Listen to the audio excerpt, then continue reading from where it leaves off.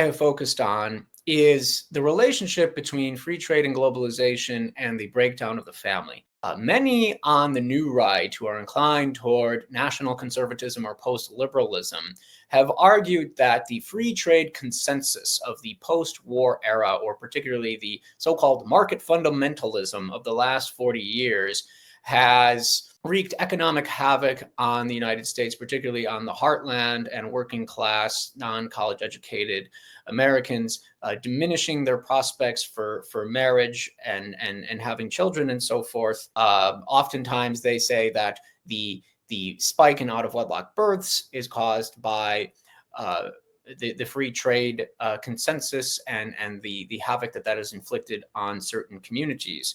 But if you look at the decline in the marriage rate, which really began or really took off after the 1960s, you'll notice that there is an analogous trend across the developed world, from Japan and South Korea to Australia and the European Union. But Japan and South Korea have been beneficiaries of globalization. Those countries have become enormously prosperous thanks to globalization and the economic prosperity that it has brought them.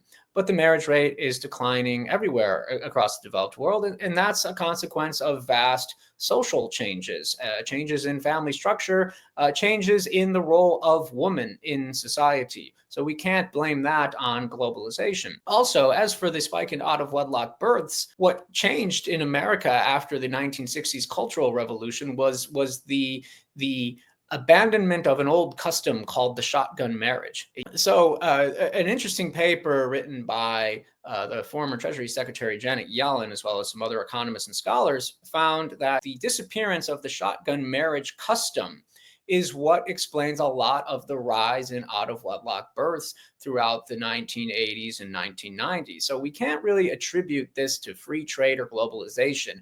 That argument sounds quite Marxist and materialistic, because it's attributing social pathologies almost exclusively to economic conditions rather than to culture and social norms. So I think a lot of the new right is very inclined toward that type of thinking, and they think if we simply change economic policy to be more collectivist or nationalist, that we can solve some of these social problems. But it's a very naive and childish approach to the world.